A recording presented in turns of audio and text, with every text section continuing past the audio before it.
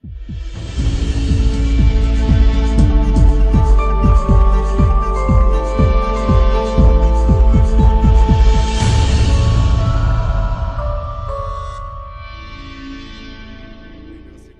dele à noite, para vir fazer a aula aqui inteira, né, Antônio? Mas foi um alento para mim. Hoje é a minha primeira vez, então naturalmente tem um pouco de nervosismo, né, que está com os irmãos, mas eu sei que o Espírito falará por mim, não eu, mas ele. Então, irmãos, nós já estamos caminhando com o panorama do Novo Testamento já há algum tempo. Já vimos os livros do Evangelho, Atos, já vimos as cartas paulinas, já vimos 1ª e 2ª a Pedro, né, Judas, e também Hebreus no domingo passado. Então hoje nós vamos entrar no livro de Tiago, quase terminando já esse panorama, chegando ao fim do livro do Novo Testamento, os livros do Novo Testamento. Essa é uma carta extremamente peculiar, totalmente diferente das cartas do Novo Testamento. Ela é uma carta, ela é tida como carta, mas também é um livro de sabedoria. Então, nós veremos que Tiago é um livro muito atual e extremamente relevante para os dias de hoje, para nossas igrejas. Ela é considerada como o livro de provérbios do Novo Testamento. Ela traz uma exortação para aqueles que têm a vida separada da teologia e dizem ter fé, mas a sua vida não produz nenhum fruto de salvação. Assim como Pedro, João e Judas, a Epístola de Tiago também é chamada de carta católica, porque ela era destinada a não uma igreja específica, mas a todas as igrejas que eram espalhadas na diáspora. Então, ela não é uma carta direcionada exatamente para uma igreja. Nós devemos ler esse livro olhando para nós, fazendo uma autoanálise, olhando para dentro de nós, vendo o que deve ser corrigido em nossas vidas. Billy Graham tinha uma frase que ele dizia assim que a Bíblia é o livro mais atual do que o jornal de amanhã. E especificamente nesse livro de Tiago, nós vamos ver que é um tema extremamente atual para nós. O que Tiago diz sobre nossos problemas até hoje, que até hoje, né, na verdade, os nossos problemas são da nossa imaturidade cristã. Então ele traz esse incentivo de fazer uma transformação em nossas vidas. Tiago é como se ele pegasse nesse livro, nos pegasse pelo colarinho, olhasse direto nos nossos olhos e nos falasse como é viver a vida cristã. Então ele é muito direto, nós vamos ver que ele é muito prático. Vou passar com o meu passador falso aqui.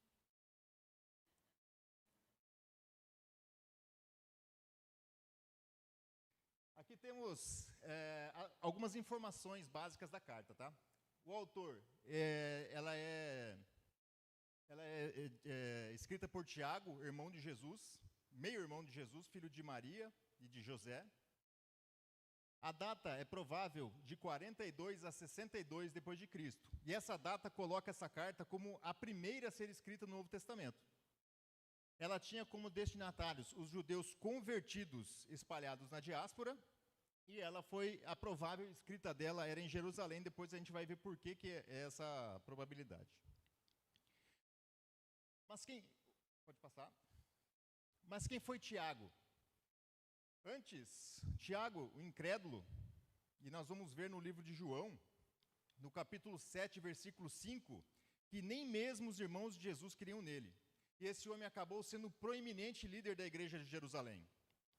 Ele estava também no Pentecostes, juntamente com os apóstolos, segundo Atos 1,14, logo após da subida de Jesus, da assunção de Jesus. Também viu Jesus ressurreto na sua 40ª aparição. Nós dizemos que ele foi um dos poucos que viu Jesus, porque não foram tantas pessoas assim naquele tempo que tiveram o prazer de ver Jesus ressurreto. Então ele é um deles. Também foi coluna e líder da igreja em Jerusalém, conforme está em Gálatas 2,9. Ele não só foi coluna e líder junto com Pedro e João, mas também liderou o primeiro concílio da igreja, que foi o concílio de Jerusalém. Ele escutou as demandas que vinham de Pedro, Paulo e Barnabé, que traziam uma nova demanda, que gentios estavam se achegando à igreja de Cristo, e havia ainda o problema dos judaizantes que queriam que eles cumprissem as mesmas coisas que os judeus cumpriam. Então, nesse concílio, Tiago foi um mediador.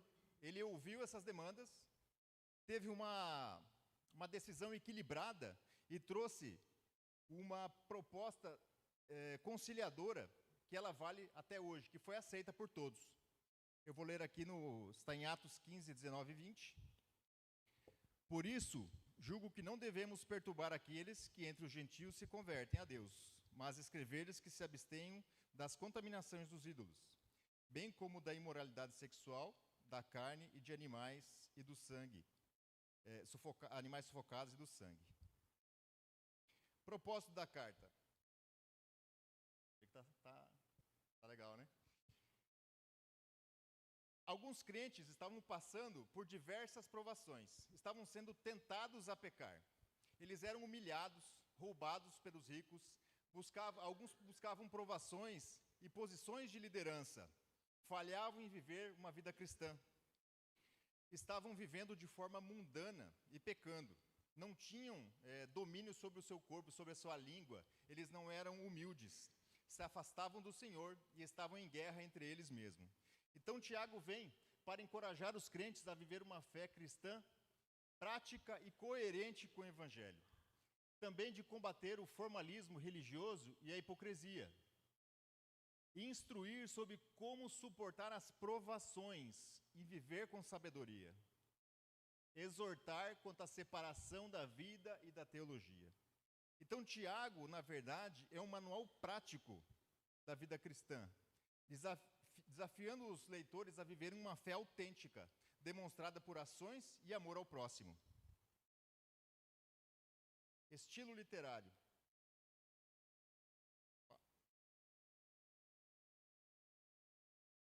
Sobre a estrutura da carta, ela possui uma saudação como as outras, Tiago se identifica logo no início, e o corpo dela tem diversas mensagens diretas e repletas de imperativos. Então ela é uma carta diferente das outras epístolas, que o autor geralmente vem desenvolvendo o assunto até chegar ao seu ápice e depois faz uma conclusão com algumas exortações, algumas orientações. Nesse caso, o Tiago não faz dessa forma. Elas são tópicos que se desenvolvem praticamente isolados, e eles não têm conexão entre si. Ele tem 54 imperativos em 108 versículos. Imperativos, para quem não sabe, são ordens. Então, Tiago é muito direto. São 54 somente nessa carta. Repleto de imagens da vida cotidiana. Então, assim como Jesus usava muitas metáforas, Tiago também gosta de usar metáforas para explicar as suas intenções e ficar fácil a assimilação dos irmãos. Não possui uma estrutura lógica como as outras cartas, pelo contrário, é repleta de advertências, assim como Provérbios. Então, como eu disse, Tiago vai direto ao ponto, com diversas informações, sem necessariamente haver conexão entre elas. E esse fenômeno torna quase impossível fazer um esboço, como do modo usual de uma carta. Então, a proposta é fazermos um esboço capítulo a capítulo para facilitar o caminho, né? Caminhar nessa carta. Então fica mais fácil de acompanhar. Então ele inicia o capítulo 1, saudação, provações e tentações, recepção da palavra e a verdadeira religião.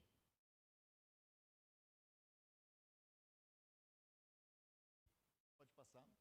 Então na saudação, nós vemos que Tiago se identifica, logo no início. Tiago. Pode abrir a sua Bíblia no capítulo 1. Vamos ler o versículo 1 juntos.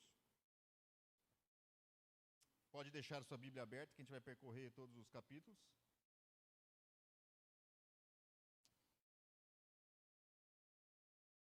Amém? Tiago, servo de Deus e do Senhor Jesus Cristo, as 12 tribos que se encontram na diáspora, saudação. Então veja que Tiago, ele se identifica como servo de Deus e de Jesus. Essa palavra servo, ela significa escravo no grego, é a palavra doulos. E mesmo Tiago sendo irmão de Jesus, e ele não seria errado se ele utilizasse esse status de irmão de Jesus, mas ele se utiliza do status de servo, ele se coloca abaixo de todos nesse momento, e ele se identifica como escravo de Deus e de Jesus. Então nós vemos nessa primeira frase, já a humildade que Tiago já apresenta, o evangelho mudou a vida de Tiago. E outro ponto importante também, é que Tiago coloca Deus e Jesus no mesmo patamar de deidade. Antes, como um opositor, agora como um escravo de Jesus, o Cristo. Segundo a tradição, Tiago era conhecido como joelhos de camelo. Tamanhas horas que ele passava em oração e tamanha piedade que esse homem tinha. O segundo ponto, pode voltar, essa carta é destinada às 12 tribos que se encontravam na diáspora. Essas 12 tribos são um simbolismo de todos os judeus convertidos que estavam espalhados pelo mundo.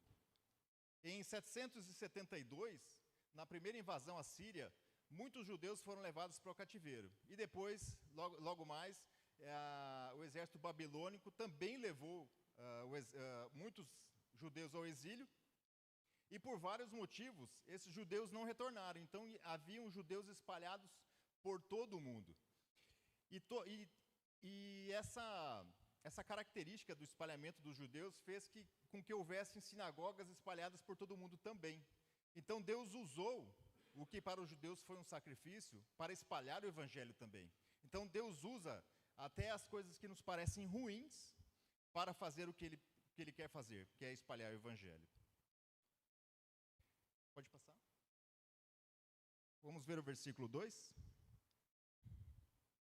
Se, porém, algum de vocês necessitar de sabedoria, peça a Deus, que a todos dá com generosidade, e sem reprovação, ele lhe será concedida.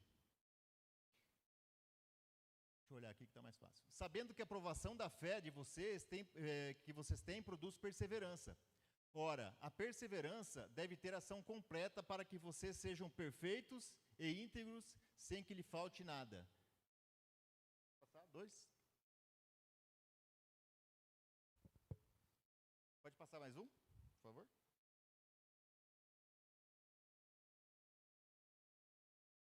Tiago, veja que Tiago usa meus irmãos. Nessa carta, ele vai usar meus irmãos por 16 vezes. Então, ele tem esse costume de chamar os seus irmãos, se dirigir a eles, e as suas primeiras palavras são palavras de encorajamento. Ele diz que tenham por motivo de grande alegria o fato de passarem por provações. Então, Tiago não está dizendo que o passar por provações, a dor em si, que deve ser a alegria deles terem esses problemas. Não é a alegria da dor em si, mas é pelo fruto dessas provações, que é a perseverança. Ele diz que essa provação trará um fruto, e esse fruto é a perseverança. E a perseverança tem ação completa. Veja um pouco abaixo aqui, eu estou sem o laser, mas são perfeitos e íntegros, para que sejam perfeitos e íntegros. Nós sabemos, irmãos, que a nossa santificação, ela tem uma ação completa, porque é o Espírito que faz. Só que nós não vamos ser santificados, não vamos ser santos até o dia do nosso juízo. Então, nós sabemos que nós vamos passar por provações a vida toda. E essa aprovação nos deve trazer um contentamento, porque é Deus nos provando, é Deus cuidando de nós. O novo cristão já faz parte de um povo especial, mas não está isento das aflições, porque nós temos o pecado em nós. Esse é o famoso já e ainda não. Nós já falamos várias vezes sobre esse termo, né? Nós já somos povo escolhido, nós já somos o povo de Deus, mas ainda não estamos no final, não estamos santificados. Então nós vamos passar por essas tribulações devido ao nosso próprio pecado. Mas as provações são um instrumento da providência de Deus. Deus usa para nos santificar, e sendo esse processo de ação completa, que se desenvolve com o objetivo final, que é a maturidade cristã. Então Tiago diz que nós devemos buscar a sabedoria para enfrentar essas provações, porque Deus dá sabedoria a todos aqueles que o buscam sem duvidar. Isso é importante, porque ele deixa muito claro que aquele que tem o coração e a mente dividida não vai receber essa sabedoria. Mas Deus dá com generosidade e sem medida para aqueles que o amam. Provações e tentações. Vamos lá. Deixa eu passar aqui.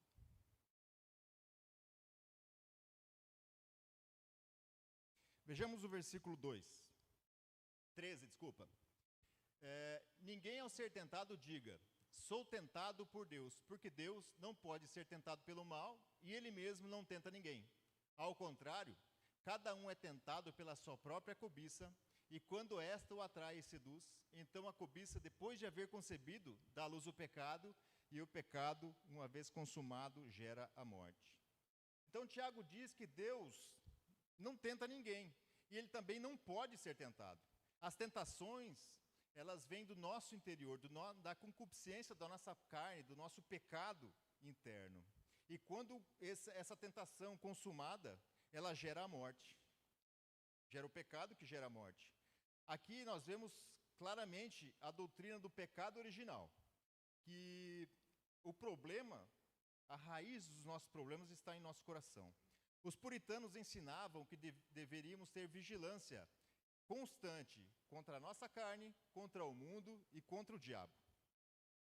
Só que é interessante que nós separemos o que são provações do que são tentações, que tem pessoas que acabam confundindo esses dois termos. Nós vimos que Deus não tenta ninguém. Então as tentações são do maligno, e elas podem ser tentações internas, que provêm do nosso próprio coração, ou externas, como disse a frase dos puritanos, o mundo e o diabo. O único que não foi tentado internamente foi Cristo, pois ele não tinha pecado, ele não veio do pecado original. Mas ele foi tentado, nós sabemos que ele foi tentado por Satanás. Então, ele passou pelas tentações externas. O que Deus faz é nos provar. E, quando nós somos provados, isso implica em passar ou não em provações. Então, nós temos que estar sempre atentos às provações e buscar a Deus, porque se nós reprovarmos, nunca passará, né? Sempre seremos provados e não aprenderemos nada. Então, o pecado, ele permeia a nossa vida, e essas situações de tribulações, às vezes, são até coisas que surgem das nossas próprias escolhas. Escolhemos errado, fazemos coisas erradas e acabamos passando por tribulações que não precisavam. Mas Deus, na sua sabedoria e misericórdia, Ele ainda assim utiliza dessas falhas que nós temos quando somos tentados para nos lapidar, pois essas provações são pedagógicas. Veja o versículo 12, o versículo anterior ao 13. Bem-aventurado é aquele que suporta com perseverança a provação, porque depois de ter sido aprovado, receberá a coroa da vida. Volta. Então, Tiago diz que são bem-aventurados, essa palavra bem-aventurado é muito felizes. Muito felizes serão aqueles que perseverarem, porque receberão a coroa da vida. E essa coroa da vida é promessa do Senhor. Então, veja que nós somos salvos por Deus, somos escolhidos por Deus, nós recebemos a sabedoria de Deus, nós recebemos o Espírito para vencer as provações, e no final Deus nos dá a coroa. A nossa parte é só entrar com o pecado. Nós não fazemos nada que não seja a vontade do Senhor. E essa é uma outra doutrina, que é a perseverança dos santos, que é uma obra sustentadora de Deus. A coroa da vida não é merecida, mas ela sim é prometida para aqueles que o amam, aqueles que perseveram.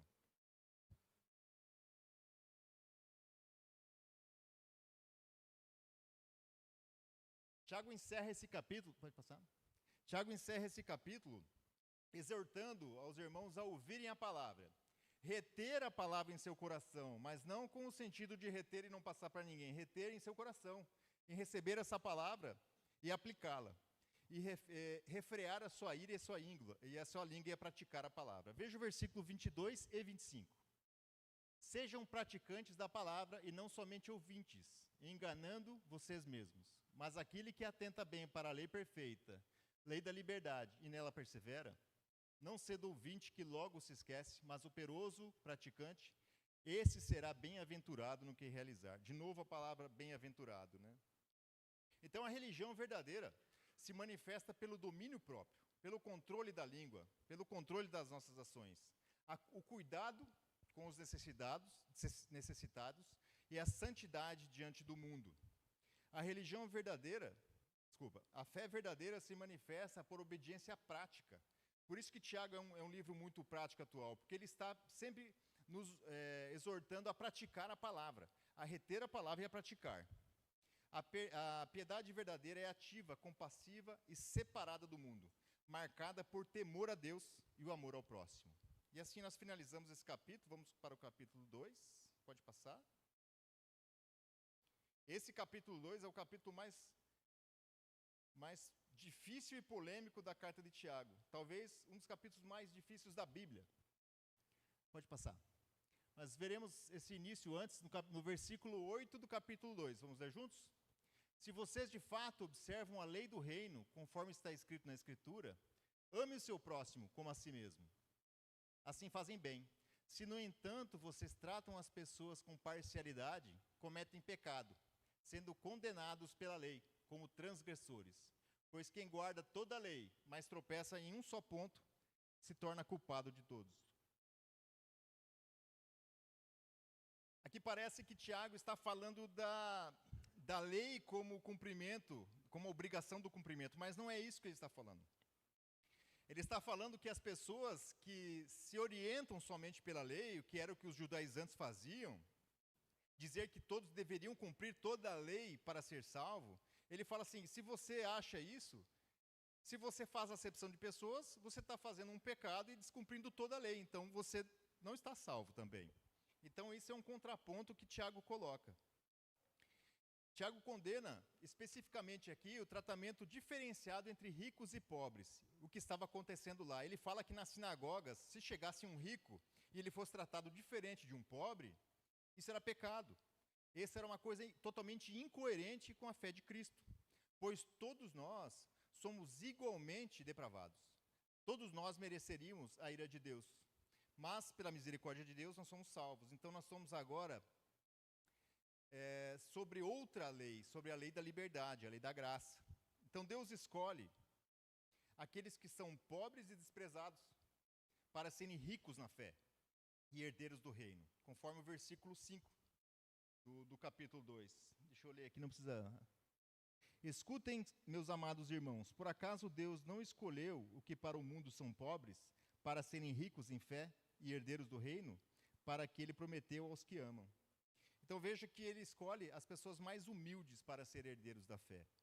Eu peço para vocês que abram no livro de 1 Coríntios, deixa o seu dedo aí no Tiago, vai lá para 1 Coríntios, capítulo 1, no versículo 27 e 29.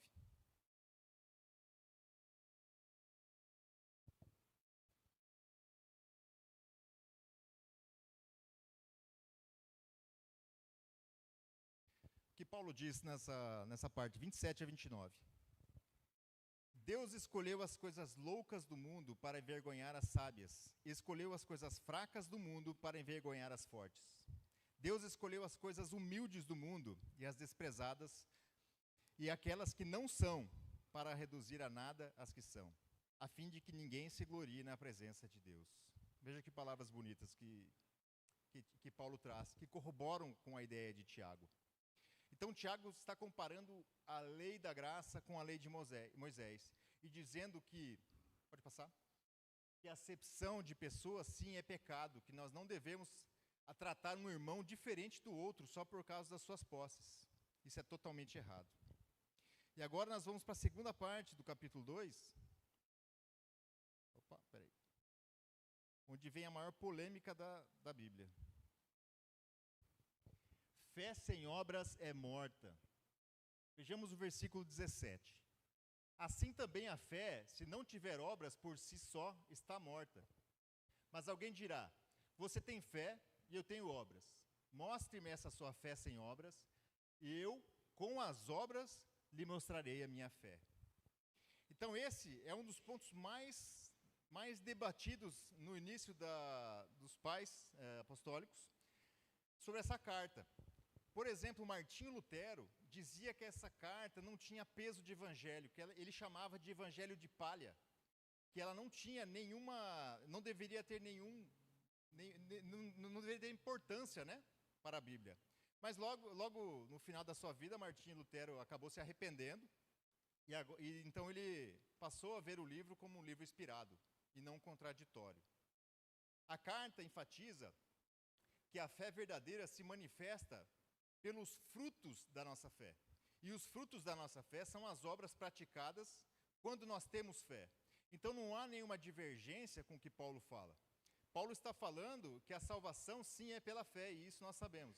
Mas Tiago está dizendo que aquele que tem fé, diz ter fé, mas não faz absolutamente nada, está mentindo, é tolo. Porque os frutos da fé se manifestam quando nós somos salvos. Não há como ser separado disso.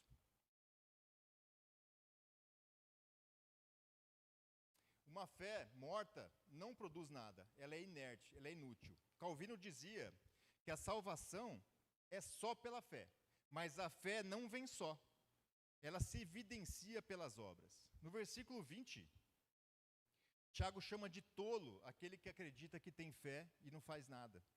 Então isso é uma coisa muito importante que nós temos que analisar na nossa própria vida. O que nós fazemos com a nossa fé? Então nós temos aqui duas perguntas diferentes, respondidas de forma diferente. Uma pergunta é feita para Paulo e outra pergunta é feita para Tiago. A primeira pergunta é como recebemos a salvação. Tiago responde em Paulo responde em Efésios 2, 8 a 9, que pela graça vocês são salvos mediante a fé. E isso não vem de vocês, é dom de Deus, não de obras para que ninguém se glorie. A outra pergunta feita a Tiago é como reconheço a minha fé, como reconheço e comprovo a minha fé. Então no versículo 18 ele responde, mostre-me sua fé sem obras, que eu com obras lhe mostro a minha fé. Então nós vemos aqui dois tipos de justificação diferentes. Paulo está falando sobre a justificação perante a Deus. Até fiz essa figura para que fique bem claro. Paulo está falando da justificação perante a Deus. E Tiago está falando da justificação diante dos homens. Então não há nenhuma contradição. Os puritanos diziam que a fé que salva é uma fé que trabalha, é uma fé que atua. Não são obras que salvam, mas a fé verdadeira sempre traz obras como frutos. Então nós vemos dois tipos de justificação aqui. Mas também nós podemos ver dois princípios de heresias que aconteciam naquele tempo, mas ainda acontecem hoje. O primeiro princípio é o legalismo, onde a justiça vem pelas obras, e não necessariamente é importante crer em Cristo. Nós sabemos que isso é uma grande heresia, porque isso seria dizer que um ateu, muito engajado no meio, super, vamos dizer assim, bom, seria salvo mesmo sem aceitar Cristo. Isso é totalmente incorreto.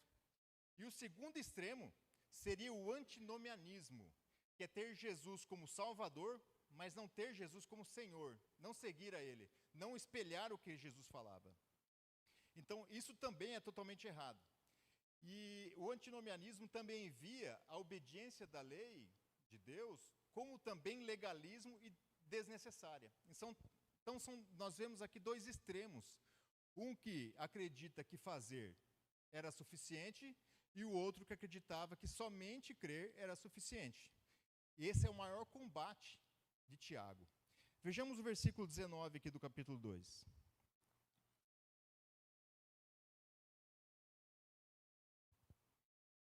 Você crê que Deus é um só? Faz muito bem. Até os demônios creem e tremem. Esse versículo é muito duro.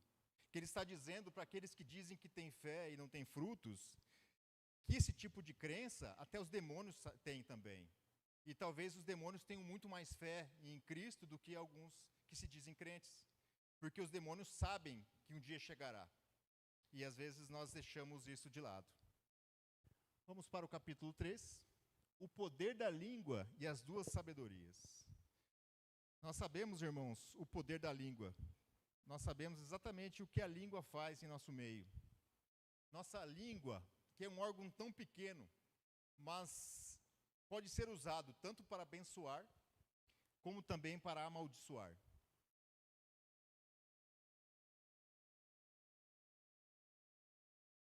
Tiago alerta sobre a responsabilidade do ensino logo no início do capítulo, dizendo que não sejam muitos de vocês mestres. E ele não está dizendo para limitarmos as pessoas que ensinam, mas o que ele está trazendo, o ponto que ele traz, é que nós não devemos banalizar o ensino. Mas isso também, ele também diz que o juízo para aqueles que ensinam será muito maior do que para aqueles que escutam. Isso nos traz um dever de diligência muito grande, porque falar ao público, falar às pessoas sobre a palavra de Deus, deve nos trazer um temor muito grande. E eu confesso que eu tive um temor muito grande. Se não fosse o Antônio me ajudar na segunda-feira, eu já tinha desistido. Eu tinha realmente desistido, estava apavorado. Mas o que nós temos que ter é diligência com a palavra de Deus. Mesmo quando nós pregamos a outros irmãos, nós não podemos falar qualquer coisa que vem em nossa cabeça. A sabedoria tem que vir de cima. Pode passar? Ah, já passou. Então, vemos o versículo 9. Com ela, a língua, bendizemos o Senhor e Pai. Também com ela, amaldiçoamos as pessoas, criadas à semelhança de Deus. Então, Tiago afirma que se nós não tropeçamos ao falar, nós estamos mentindo, porque todo mundo tropeça ao falar. Mas a primeira coisa que nós devemos fazer é refrear a nossa língua. Nós temos que ter domínio próprio sobre esse órgão tão pequeno, mas que pode trazer tantos problemas. É incoerente sair da mesma fonte águas doces e água salgada. E ele usa várias comparações aqui para mostrar alguns pontos sobre a língua. Primeiro ele usa o freio na boca do cavalo, que ele fala sobre o controle, assim como o leme do navio, que também é controle, mas também mostra a direção. A fagulha de fogo, ele fala que palavras podem trazer destruição, tanto no nosso meio, como em qualquer lugar. E ele também fala sobre a incoerência, que eu acabei de falar. Ele usa a metáfora da fonte e da figueira, que da mesma fonte não podem sair águas doces e águas amargas. Da figueira não pode sair uma azeitona.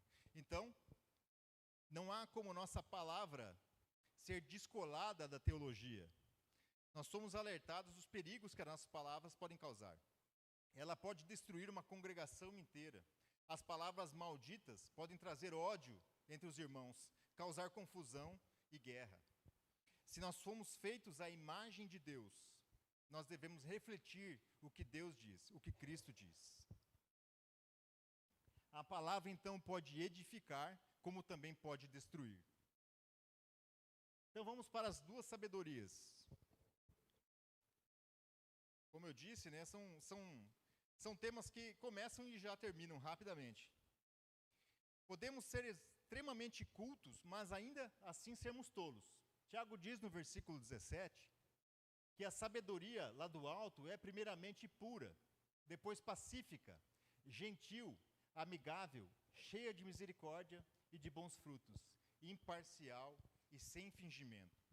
Tiago está aqui relacionando as duas sabedorias. A sabedoria que vem do alto, que vem de Deus, e a sabedoria que vem do homem. A sabedoria do homem pode provocar vários problemas. Ela pode ser, até aos olhos do homem, muito proveitosa. Mas se ela não glorifica a Deus, ela não serve de nada. O verdadeiro sábio é aquele que busca o conhecimento de Deus e aplica.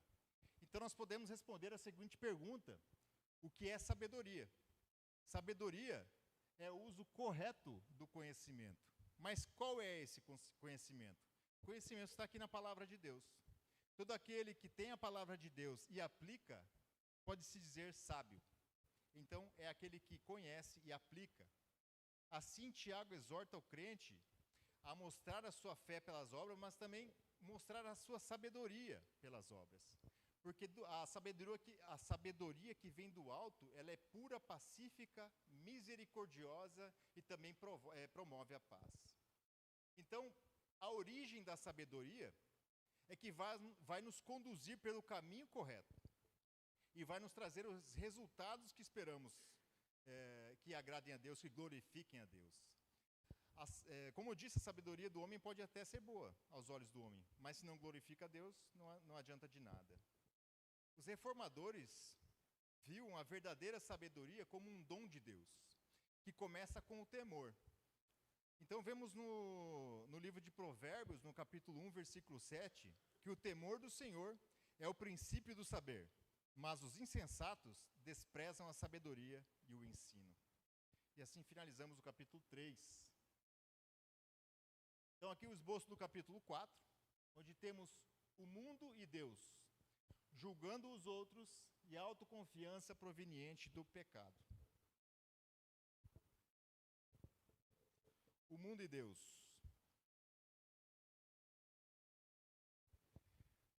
Fonte de contendas e em desejos maus. As paixões humanas causam conflitos. As fontes de toda contenda vêm do nosso próprio coração, movida por inveja, ganância e egoísmo. Vejamos os versículos 2 e 3 do capítulo 4. Vocês cobiçam e nada têm, matam e sentem inveja, mas nada podem obter. Vivem a lutar e fazer guerras. Nada têm porque não pedem. Pedem e nada recebem, porque pedem mal, para esbanjarem seus prazeres. Então veja que Tiago está dizendo aqui, ele está afirmando: vocês matam, vocês sentem inveja, vocês lutam e fazem guerra. Tiago está sendo muito duro com eles, porque era assim que eles viviam. Então as nossas ações, quando elas se voltam para nós mesmos, quando nós olhamos para dentro de nós e só nos preocupamos com nós mesmos, nós somos egoístas e indiferentes com os outros. Então o coração humano é corrompido pelo pecado original. E aqui nós vemos a doutrina da depravação total. A amizade com o mundo é inimizade com Deus. Então, toda cobiça pelos prazeres do mundo é uma rebelião direta contra Deus. Se nós desejamos as coisas do mundo, nós estamos em conflito com Deus. Porque não é possível nós amarmos dois senhores. E em Mateus, capítulo 6, versículo 24, ele diz que ninguém pode servir a dois senhores, porque irá amar um e odiar o outro, irá se dedicar a um e desprezar o outro. Então, aquele que tem a sua vida voltada somente para o mundo, está em conflito direto contra Deus. Ele está em discordância com Deus. Sujeitem-se a Deus e resistam ao diabo. Tiago diz que não há outra forma de combater o mal se não for pelo arrependimento e a humilhação e a submissão a Deus. Quando temos paz com Deus, nós podemos ter paz entre nós, entre os irmãos, e podemos resistir ao diabo. Julgando os outros, difamação. Não julgue uns aos outros. Nós já vimos várias passagens que falam sobre julgamento, mas aqui Tiago está dizendo que nós não podemos ser incoerentes, nós não podemos julgar os irmãos, falar mal um dos outros, criticar injustamente uns aos outros e nos colocar acima da lei. Aquele que senta na cadeira de Deus para julgar o outro, está sendo como Deus deveria ser, porque acima da lei somente Deus é. Somente Deus é o juiz e só Ele compete o julgamento. As questões de vida ou de morte estão das mãos de Deus e não na nossa. Então a língua nossa deve ser muito contida, porque a nossa língua revela o que está no nosso próprio coração. Somente Deus, então, é o legislador e juiz da lei. Assim Tiago pergunta no versículo 12, mas quem é você para julgar o próximo? Quem somos nós para julgar o próximo? Nós sabemos que o julgamento dentro da igreja tem alguns princípios, mas nós temos que ter muito cuidado ao olhar para o irmão e fazer julgamentos incorretos. Autoconfiança proveniente do pecado. Veja o que diz o versículo 14. Vocês não sabem o que acontecerá amanhã. O que é a vida de vocês? Vocês não passam de neblina, que aparecem por um instante e logo se dissipa. Então, Tiago aqui está falando sobre o nosso orgulho, o orgulho humano que planeja as coisas sem levar em conta a soberania de Deus. Em vez de dizermos que faremos isso amanhã, se Deus permitir, se Deus permitir, faremos aquilo, se Deus nos conceder a graça, nós iremos para tal lugar, nós geralmente fazemos planos sem pensar na soberania de Deus. E isso é completamente soberba, porque nós não sabemos se nós passaremos do dia de hoje. Mas também não quer dizer que isso é errado, o planejamento é errado. Nós devemos sim ser planejadores da nossa vida. Devemos nos programar para a nossa aposentadoria, devemos programar o que vamos fazer amanhã, nosso trabalho, uma viagem talvez. Mas tudo isso deve estar colocado nas mãos do Senhor. Nossos planos não devem ser separados dos planos de Deus, sabendo que Ele é soberano tanto sobre o tempo, quanto também aos nossos planos. Então nós devemos ter reverência a Deus, porque viver sem essa reverência é pecado, ter a vida completamente descolada dos planos de Deus. Então a vida cristã ela deve ser dependente, submissa e reverente à vontade do Senhor. E assim nós finalizamos o capítulo 4. Vamos para o capítulo 5, o último capítulo. Está muito rápido, gente? Tá bom? Julgamento do rico inescrupuloso, a paciência até a volta de Cristo e os conselhos diversos. Pode passar?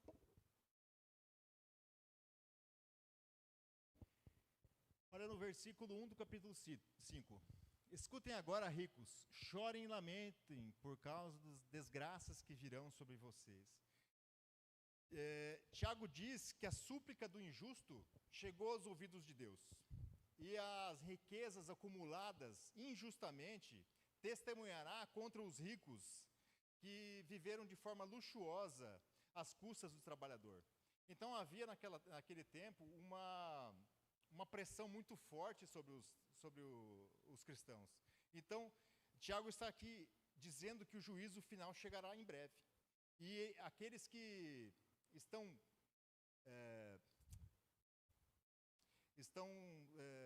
perdi a palavra aqui, oprimindo os trabalhadores, os mais humildes, serão julgados nos dias finais. Eles falam também para que eles se preparem para a vinda de Jesus, pois as suas riquezas testemunharão contra ele. E Jesus virá para vingar estes e julgar todos aqueles que não são cristãos verdadeiros. A riqueza, na Bíblia, não é condenada, tá? Mas, e até por vezes, ela é tida como um bênção. O problema estava no amor ao dinheiro, na garantia que eles tinham da vida futura só pelo dinheiro. Eles não estavam olhando para Cristo, para Deus, e dizendo que o futuro deles estava nessa eternidade, mas sim que o dinheiro iria suportar a vida deles. Nós somos chamados para ser dispenseiros do reino. Então nós devemos colocar todos os nossos recursos, as nossas posses em favor da glória de Deus, para o reino. Não devemos usar isso por ganância pessoal. A paciência até a volta de Cristo. Nessa continuação, ele fala que o juízo está muito próximo. Que nós devemos esperar o dia da volta de Jesus, porque no dia do juízo final, todos que não são de Cristo serão condenados. E Tiago fala para nos espelharmos na paciência de Jó. Ele usa Jó como exemplo. Que mesmo Jó, em toda a tribulação que ele passou, até a sua mulher falou para que ele blasfemasse o nome de Deus e abandonasse a fé, ele suportou com a graça de Deus todos aqueles desafios e acabou sendo restaurado por Deus no final. Então a esperança que eles tinham no dia da volta era muito latente. Eles acreditavam que Jesus viria logo em seguida, porque tinha acabado de acontecer a morte de Cristo, a subida de Cristo aos céus. Então eles estavam ali naquela expectativa, Jesus vai voltar, Jesus vai voltar. E os alertas para aquele povo eram para agora, isso vai acontecer agora. Só que por outro lado, nós que estamos 2000 anos depois, mais ou menos, né, da morte de Cristo, essa sensação já não é mais tão presente na nossa vida. Nós já estamos sendo amortecidos e sendo negligentes com essa expectativa da volta do Senhor. Alguns até acreditam que nem vai voltar agora, já se previnem de morrer bem e ser salvo. Então nós devemos novamente lembrar que Jesus pode voltar amanhã. Nós temos que ter essa iminência da volta de Cristo muito clara em nosso coração, muito viva. E não sermos... É muito perigoso nós ficarmos achando que isso não vai acontecer, porque nós vamos viver negligenciando a volta de Deus e as nossas atitudes. Então ele termina com conselhos finais,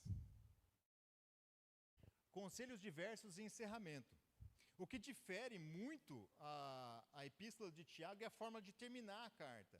Nós vimos que nas outras cartas, os escritores faziam longas despedidas, orientações, bênçãos pastorais, e Tiago não. Tiago continua descendo o laço em todo mundo. Então ele não tem uma despedida formal como as outras cartas. Ele vem trazendo as exortações e continua até o fim.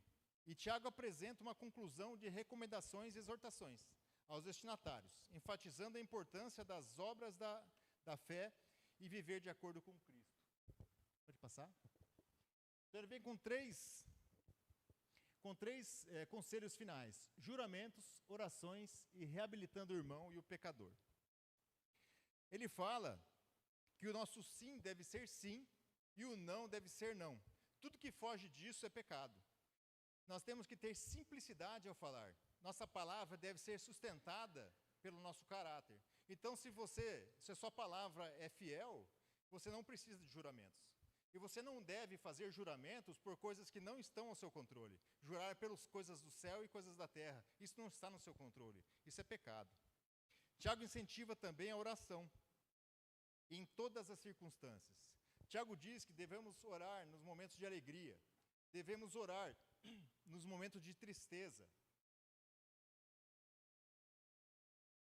Orar nos momentos que estamos doentes. Se for necessário, chame os presbíteros, ele diz. Chame os presbíteros para orar e ungir com óleo. Então isso também mostra que nós devemos estar juntos em oração. Orar um pelos outros, vigiar um ao outro. A oração é central na vida do crente. Ele é um meio de graça que Deus nos deu para nos comunicar com Deus. E essa cura que ele fala, a cura é espiritual. A cura pode vir também de forma física, se Deus assim quiser, mas ele está falando na cura espiritual. Então, Tiago conclui com reabilitando os irmãos, reabilitando o irmão pecador. Ele diz que é nossa responsabilidade ir atrás daquele irmão que se desvia, porque aquele irmão faz parte da nossa família. E se ele é realmente um salvo na fé, é a nossa responsabilidade ir atrás dele.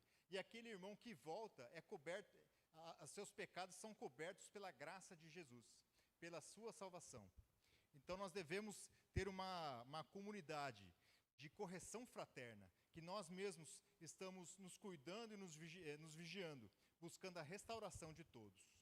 E assim terminamos o capítulo 5. E eu trouxe 3 aplicações bem simples. Primeira aplicação: a fé verdadeira se manifesta na vida transformada. Tiago insiste que a fé sem obras é morta. Isso nos confronta com a necessidade de examinarmos se a nossa profissão de fé é acompanhada de obediência prática, amor ao próximo e a santidade de vida. Então eu peço que vocês examinem a sua fé, se essa sua fé está gerando frutos hoje. Se o que você tem vivido na sua vida está trazendo frutos dentro da sua igreja. Você ama o seu irmão, você perdoa o seu irmão, você se arrepende dos seus pecados e procura a Deus, procura obedecer a Deus. Isso está acontecendo na sua vida? A fé salvadora, segundo Tiago, ela não é passiva, ela é ativa, ela constrói, ela gera frutos. Então não devemos nos esconder na nossa salvação e ser um crente que não tem utilidade nenhuma. Porque aquele que não serve para nada. Segunda, a piedade se vê nas pequenas atitudes diárias, no que nós fazemos no dia a dia. O controle da nossa língua, como nós falamos no dia a dia, ouvir antes de falar, não fazer acepção de pessoas e cuidar dos necessitados. Vou passar um pouquinho. a verdadeira espiritualidade não se limita ao culto ou à doutrina correta, mas se expressa da maneira como tratamos ou falamos, como nós vivemos no dia a dia, como as decisões que nós tomamos diante das tribulações e adversidades. Santidade é prática diária. Pode passar. E a terceira aplicação é que devemos buscar a sabedoria do alto para viver nesse mundo com temor e fé. Tiago ensina que a sabedoria celestial é pura, pacífica, humilde e cheia de misericórdia. Ela contrasta com a sabedoria terrena que é egoísta. Nós vivemos num mundo confuso e precisamos da sabedoria de Deus para viver. Então, em cada decisão, cada conflito, cada tribulação que nós podemos passar, clame pela sabedoria que vem do alto. Porque tudo que vem do nosso coração, vem de um coração pecaminoso. Deus concede, Tiago diz que Deus concede essa sabedoria com generosidade sem medida para aquele que não duvida que receberá. Então não dependa da sua própria razão, dos seus impulsos. Vivamos de uma forma que glorifiquemos a Deus. E para concluir, uma frase simples: viva uma fé coerente e transformadora. Então essa conclusão vem para nos colocar em confronto se a nossa fé está coerente com as nossas práticas. Nós devemos olhar para dentro de nós e refletirmos se a nossa fé está gerando frutos. E assim eu finalizo essa EBD no tempo.